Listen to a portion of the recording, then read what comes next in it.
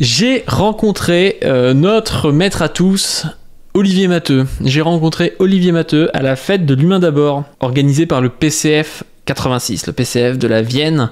Dans cette fête, c'était intéressant. Il y a eu des gros noms quand même d'invités. Il y avait Sandrine Rousseau. Il y avait Julien Leguet de Bastille Non Merci. Et il y avait Olivier Matteux. C'était cool parce que bon, premier jour, c'était un débat un petit peu sur l'eau, sur Sainte-Soline, sur des trucs comme ça. Donc ça, c'était intéressant.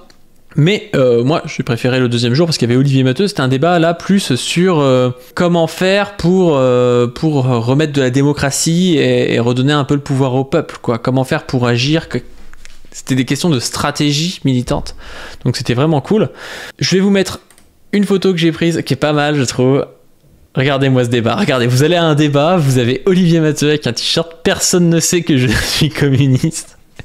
Et vous avez Sandrine qui commence déjà un petit peu à se dire putain, qu'est-ce que je fais là, c'est pas très bon signe, quoi.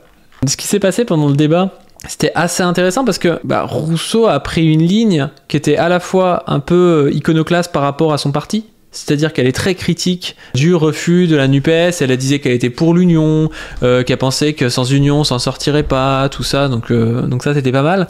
Par contre elle a quand même un discours qui reste un discours souvent de ouais, pas de violence, elle est pas très claire sur le capitalisme, elle est pas claire sur le communisme, elle dit, elle est un peu en mode ni capitaliste ni communiste, quoi. On comprend pas trop ce qu'elle veut, elle dit oui, voilà, il y a la perspective un peu révolutionnaire où on fait tomber le capitalisme, mais on peut aussi très bien imaginer changer les esprits et en fait tellement mettre la pression en interne au capitaliste qui va tomber de lui-même, des trucs comme ça. Ce sur quoi forcément elle s'est fait reprendre par Olivier Matteux parce que bon c'est un petit peu du blabla, quoi, et vous allez voir sa réponse. Alors la réponse d'Olivier Matteux à une question du public qui était comment dépasser le capitalisme, et il répond un peu à ce que disait Sandrine Rousseau. Regardez ça. Dernière intervention, mais c'est la première question du camarade là, qui en gros nous demande comment on fait pour dépasser le capitalisme. Moi je me souviens, il y a presque 30 ans maintenant, dans le parti on sait bien nous dire qu'il fallait réfléchir à comment dépasser le capitalisme. C'est arrivé à peu près en même temps où 1, 2, 3 ministres communistes nous ont expliqué que l'ouverture de capital, c'était pas une privatisation. Alors, première chose, camarades, sans ironie, pour dépasser quelqu'un ou quelque chose, il faut rouler dans le même sens, au moins jusqu'à ce qu'on le dépasse. Et ça, c'est le peu métal. Et ça renvoie aux conditions qu'on a à créer les uns les autres pour à la fois permettre l'unité la plus large et permettre une unité qui garantit la confiance nécessaire entre les uns et les autres pour que les choses se fassent. La confiance nécessaire, regardez, il la regarde. Parce que moi j'avais posé une question, parce que j'étais un petit peu... mon petit cœur de communisme était un petit peu mal au point, parce que ELV a voté pour l'interdiction des signes totalitaires, c'est-à-dire la faucille et le marteau et la croix gammée. Je crois que c'est le 19 septembre 2019, un truc comme ça, à l'Union Européenne. Ils ont voté, en gros, une loi qui assimilait nazisme et communisme, qui expliquait que la Seconde Guerre mondiale, c'était la faute du pacte germano-soviétique. C'est-à-dire qu'il nous explique en gros, ouais, Staline et Hitler c'est quand même pareil. Oui, évidemment. L'URSS et l'Allemagne nazie c'est pareil. Et même tous les communistes qui ont la faucille et marteau c'est pareil, quoi. Donc déjà tous les communistes c'est Staline et puis Staline c'est Hitler, quoi. Le libérateur de l'Europe et puis celui qui a fait la Shoah c'est la même chose, quoi. Et donc je lui ai demandé, vous parlez d'union, de faire confiance. Moi-même j'ai voté ELV au deuxième tour des législatives, ce qui m'a quand même un petit peu fait mal au cul, pour pouvoir voter NUPES, parce que moi je fais confiance, j'essaie de faire confiance aux plus progressistes, et je pensais que LV c'était quand même mieux que Macron. Mais comment est-ce que je fais pour avoir confiance en des gens qui considèrent que moi je suis un nazi, en fait. Je suis un nazi parce que je revendique la faucille et le marteau et je revendique l'Union soviétique contre l'Allemagne nazie, quoi. Comment est-ce que je fais ? Et là, elle m'a répondu, je sais pas de quoi vous parlez, je suis pas au courant de ce vote. Donc forcément, il y avait plein de communistes dans la salle, donc il y a un vieux communiste qui est venu, qui a dit oui, donc voilà, donc c'était un vote qui assimilait la faucille et le marteau à la croix gammée, machin. Elle a dit, ah ouais, mais s'il y a une loi comme ça, c'est vraiment honteux, je vais me renseigner. Donc elle a dit ça, et donc là, on voit qu'Olivier Matteux, lui, il se retourne vers elle quand il parle d'unité et de comment faire confiance, parce que c'est vrai que faire confiance à ELV, c'est quand même pas si évident aujourd'hui, quand on voit même Jadot, Tondelier et tout, vraiment faire confiance à ces gens-là, moi, ça Ça me fait un peu peur, quoi. Donc, premier coup de pression de la part d'Olivier. Vous allez voir la suite. Ça nous renvoie à la qualité des contenus qu'on doit proposer pour forger cette unité. Je parlais de stratégie. Pas construire à la place des gens, des travailleurs, des gens des quartiers, des gens de la ruralité. Pas construire à leur place, mais en même temps ne pas arriver sans avoir rien à leur dire. Ça touche à la stratégie, mais ça touche aussi au contenu.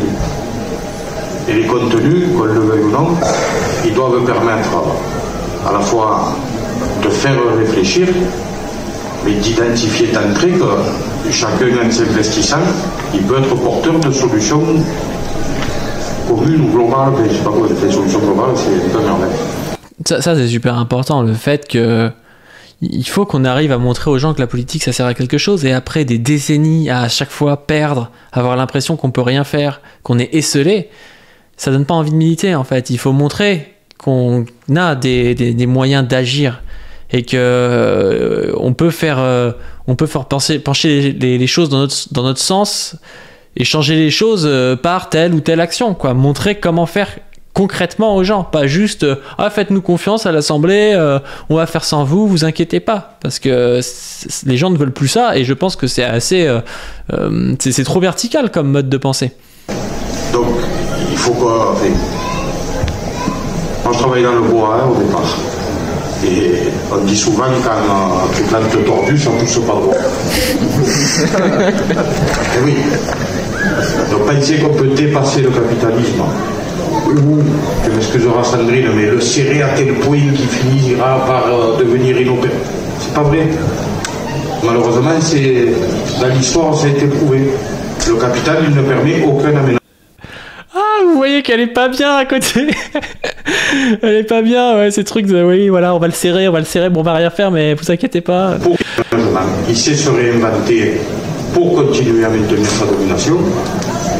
Il n'est pas si imaginatif que ça, parce que c'est toujours les mêmes recettes qu'on vous sert.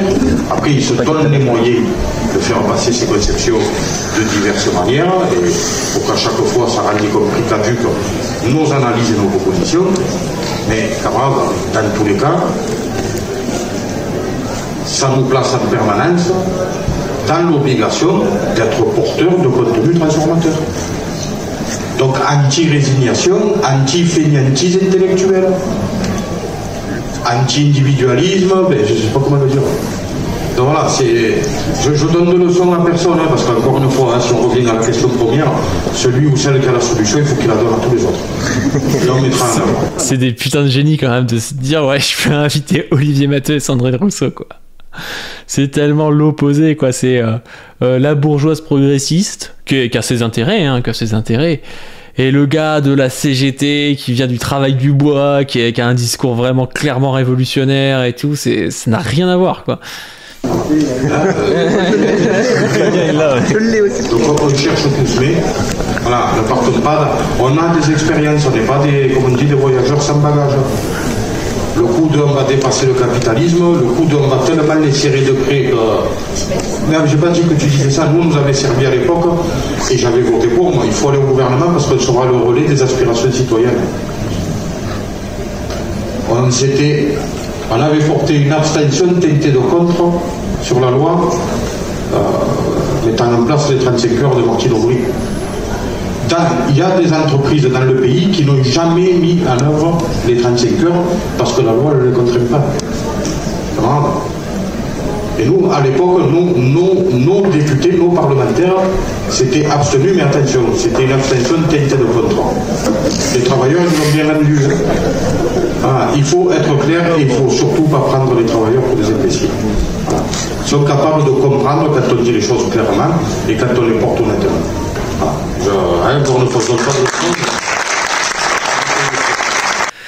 Bon, que dire. Moi j'aime bien Matteux, vous l'avez compris, mais il est assez clair en fait. C'est pas c'est du contenu qui est à la fois où on voit que théoriquement le mec est pas bidon, qu'il a une stratégie, qu'il sait un peu quoi faire, mais par contre il dit les choses clairement, il dit les termes, il bégaye pas, et c'est pas un politicard, quoi. C'est pas un politicard, et c'est pour ça que les gens l'aiment bien, je pense, parce qu'ils sentent qu'il est franc. qui joue franc jeu, qu'il est vrai, quoi. Je pense qu'il a aussi percé au moment où il était là devant BFM TV avec sa clope et tout, parce qu'on sent aussi qu'il ne se soumet pas au code bourgeois et au fait de ah oui, faut pas faire ci, faut pas faire ça, faut mettre une chemise et tout. Non, il arrive comme il est et les gens se sentent représentés par quelqu'un qui est comme ça, quoi. Et en plus de ça, il est pas là à brosser dans le sens du poil tout le monde. Là, il dit ouais, on a fait de la merde. Même moi, j'ai voté pour ça à l'époque et en fait, c'était de la merde, quoi. C'est vraiment pas mal. Après, petite photo de groupie, j'ai pu parler un petit peu avec le camarade. Et c'était assez intéressant. Je voulais voir un peu ce qu'il pensait, même de trucs, un peu de courant théorique. On en parlera plus parce que justement, je lui ai demandé s'il voulait passer un peu sur la chaîne. Il m'a dit que d'ici la fin de l'année, il y aurait sûrement moyen. Donc, on se fera sûrement une émission avec le camarade pour voir ça. Et justement, parler un petit peu des fois de choses où on l'entend moins, parce que quand il est avec des travailleurs dans la rue, il est sur un combat précis, il parle d'un combat précis, les retraites, des trucs comme ça. Mais évoquer, je sais pas, le socialisme, évoquer certains courants politiques, certaines stratégies politiques, bah, c'est super intéressant avec ce genre de personnes. Donc bon, j'aurais pu appeler la capsule j'ai rencontré Sandrine Rousseau, ça fait peut-être plus cliquer, mais les vrais cliqueront plus sur j'ai rencontré Olivier Matteux.